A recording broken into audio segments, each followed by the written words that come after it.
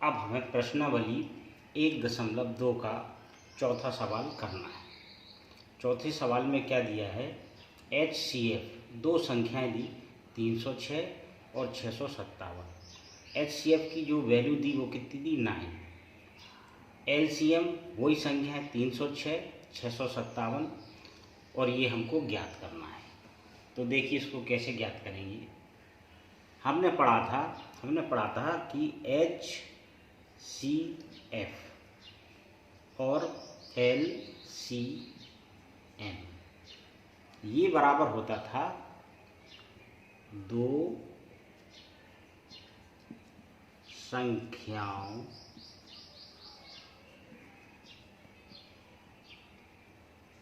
का गुणनफल। ये होता था HCF into LCM equal to दो संख्याओं का गुणनफल। ये सूत्र हमने पढ़ा था। इसको हमने क्या निकालना है, हमको LCM निकालना है। LCM जो सवाल में हमसे पूछा गया, LCM ज्ञात कीजिए। तो ये LCM बराबर हो जाएगा दो संख्याओं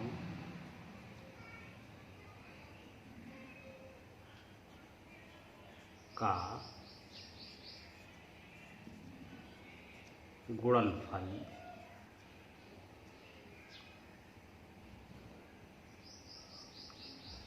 और ये जो HCF है, ये HCF नीचे है। अब हमें इसमें क्या, दो संख्या है, इसमें बस केवल मान रखना है। दो संख्याएं हमारी कौन कौन सी है, एक तो है 306 और दूसरी कितनी है 657। सवाल में हमको HCF की वैल्यू कितनी दी थी, 9। तो यहाँ पे हम 9 रख देंगे। क्या करेंगे, इसको काट देंगे, 9 एकम 9। तो ये 9 से 9 तिया 27, 3 बचा, 36 हो गए, 9 चौको 36, ये कट गया। तो ये कितना आया, 34 गुणे 657। अब केवल क्या करना है, हमको 657 में गुणा 34 से करना है।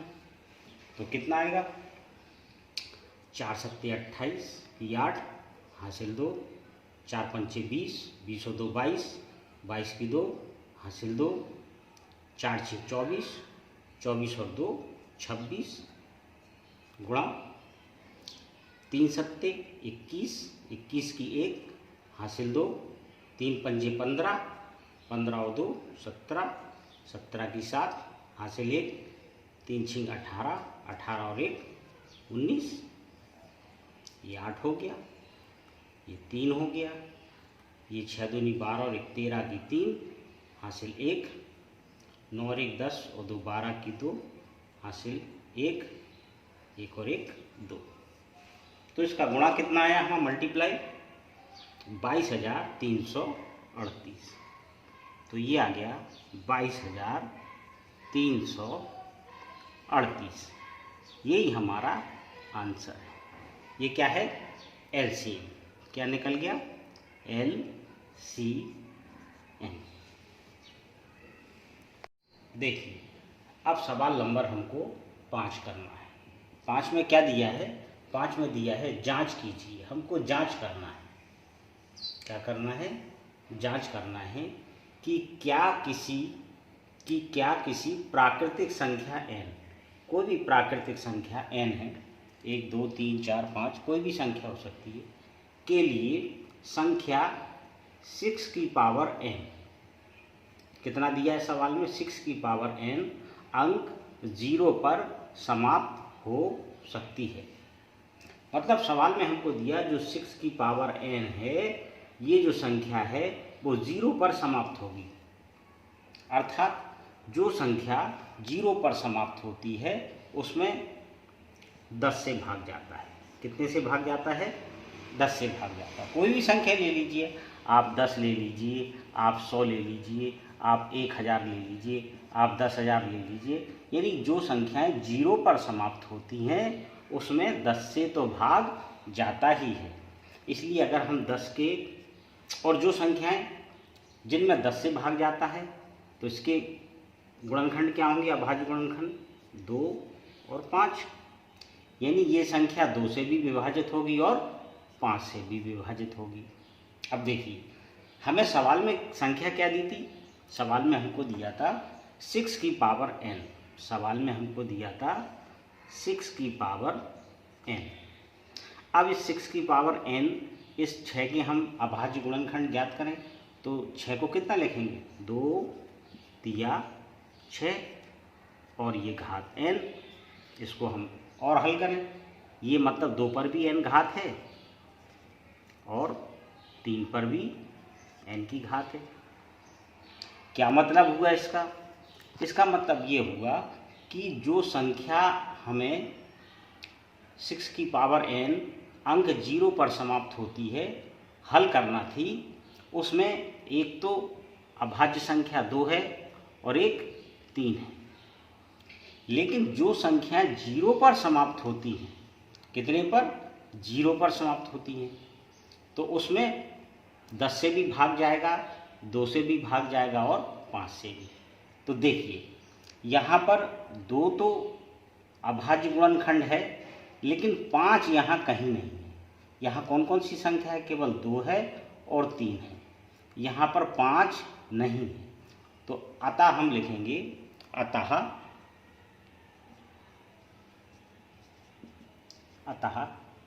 संख्या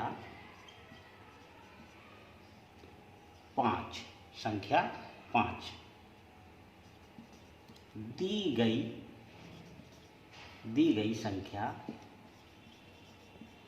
गई संख्या 6 की पावर n का गुणनखंड नहीं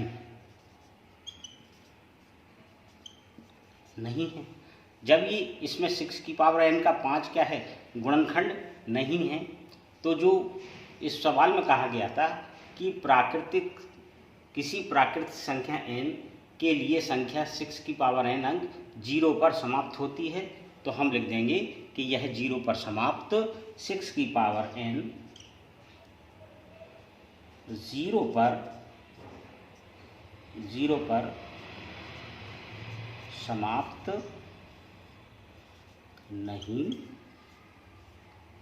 नहीं होती। 0 पर समाप्त नहीं होती। क्यों? क्योंकि जो संख्या 0 पर समाप्त होती है वो तो या तो 10 से विभाजित होगी, या 2 से विभाजित होगी, या 5 से। लेकिन यहाँ तो 2 तो है, लेकिन इसमें क्या है? 5 नहीं है। इसलिए ये 6 की पावर n जो सवाल में दिया था हमारा, 6 की पावर n 0 पर समाप्त नहीं होती है। यही हमको बताना था, यही हमको जांच करना थी। देखिए, अब हमको प्रश्न नंबर 6 हल करना है। प्रश्न नंबर 6 में क्या दिया है?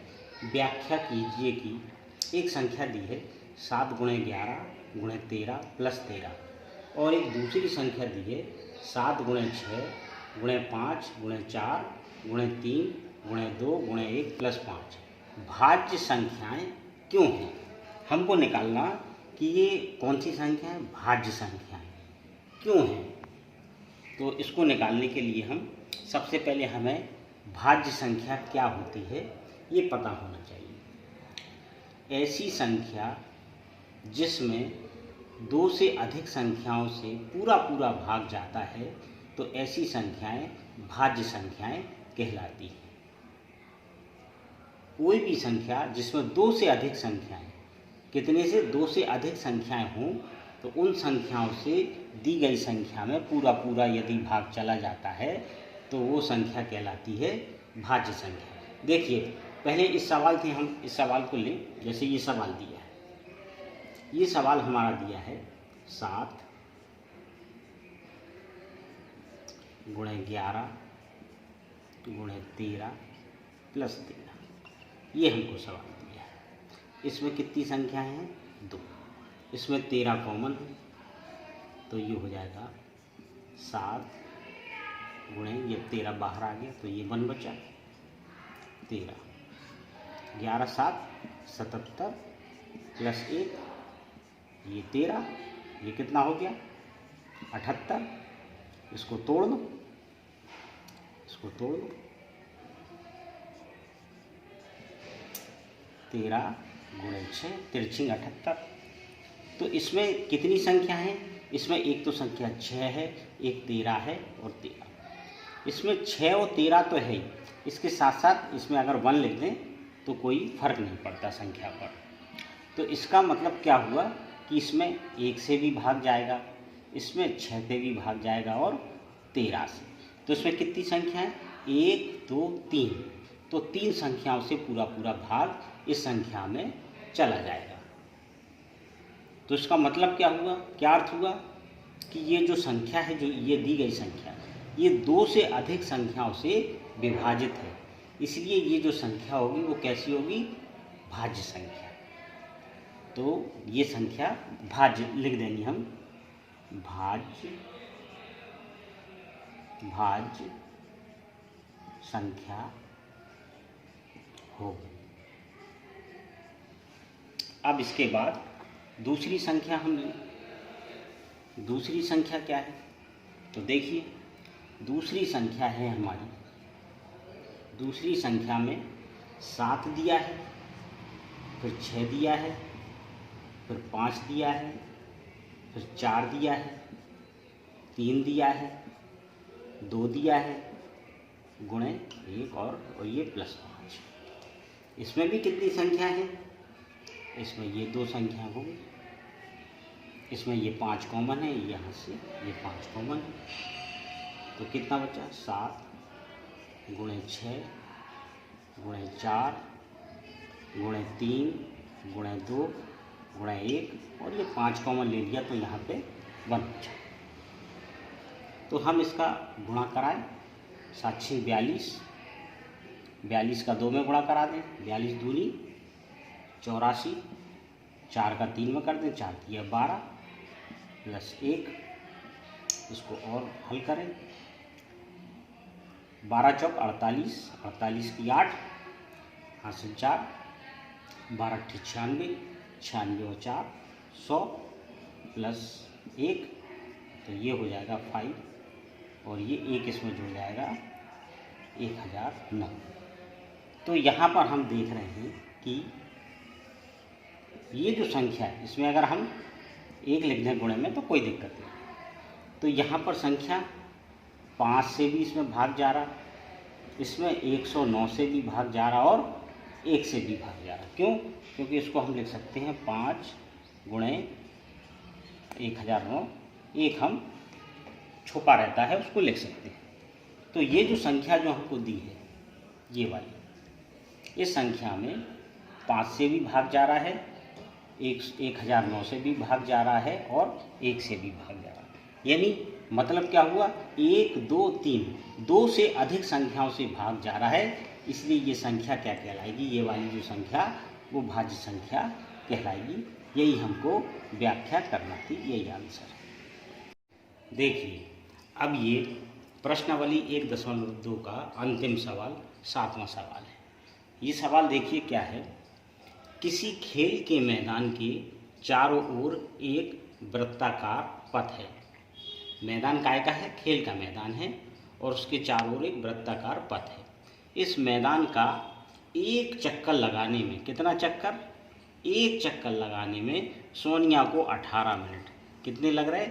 वृत्ताकार मैदान है जो, वृत्ताकार ये मैदान है जो खेल का मैदान, सोनिया को एक चक्कर लगाने में 18 मिनट लगते हैं। जबकि इसी मैदान का एक चक्कर लगाने में रवि, एक है रवि और एक है सोनिया, रवि को 12 मिनट लगते हैं। रवि को कितने मिनट लगते हैं? 12, और सोनिया को 18 मिनट लगते हैं।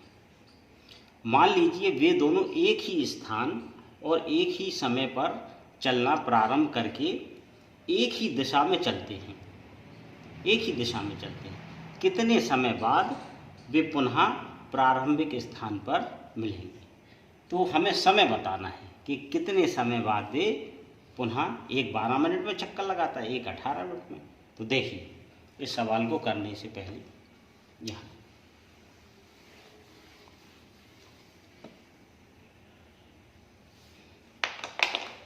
ये आपका वृत्ताकार मैदान है। जी, अब इस वृत्ताकार जो मैदान है हमारा, इस वृत्ताकार मैदान में इस स्थान पर, यहाँ पर सोनिया भी खड़ी है, सोनिया, और यहाँ पर रवि, ये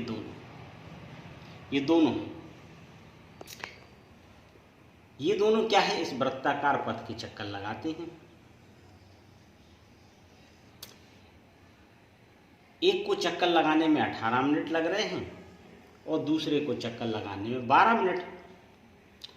एक ही दिशा में दोनों चलते हैं, सोनिया भी इसी दिशा में चलती है और रवि भी इसी दिशा में चलता है इस स्थान से। तो ये चलेंगे, तो एक चक्कर लगाता है 18 मिनट में, एक चक्कर लगाता है 12 मिनट में। तो 12 मिनट वाला कंप्लीट पहले कर लेगा, 18 मिनट वाला बाद में करेगा। तो ये इसमें चक्कर लगाते रहेंगे। लेकिन एक स्थिति ऐसी आएगी जब ये दोनों यहाँ पर मिलेंगे, और यहाँ पर मिलेंगे तो वो समय हमको बताना है कि वो समय क्या होगा। वो समय निकालने के लिए हमको क्या, इसका LCM निकालना पड़ेगा। क्या निकालना पड़ेगा? LCM। तो पहली संख्या हमारी कितनी दी है? 12। चलिए इसको 2 से भाग दें, 2 छिंग 12, फिर 2, 2 तिया 6, फिर 3 से, 3 एकम 3। क्या हुए इसके अभाज्य गुणनखंड? 2 गुणे 2 गुणे 3। दूसरी संख्या हमारी कितनी दी है? 18। इसके अभाज्य गुणनखंड 2 नम 18, 2 तिया 2 एकम 2। इसके अभाज्य गुणनखंड 2 गुणे 3। हमको क्या निकालना है? LCM। कैसे निकलेगा? इसमें 2, इसमें 2, 2 लिख लिया, इसमें 3, इसमें 3, 3 लिख लिया। बाकी का क्या बचा? 2 और ये 3। तो कितना हो गया? 2 तिया 6, 6 दूनी 12 और 12 तिया 36। तो ये 36 आया। इस 36 का मतलब क्या हुआ कि सोनिया और रवि 36 मिनट पश्चात ये प्रारंभिक स्थान पर मिलेंगे। तो हम यहाँ लिख देंगे सोनिया और रवि 36 मिनट, कितने मिनट? 36 मिनट बाद प्रारंभिक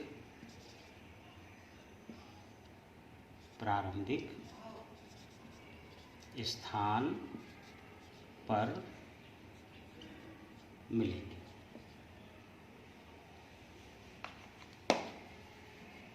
स्थान पर मिलेंगे। जी हाँ।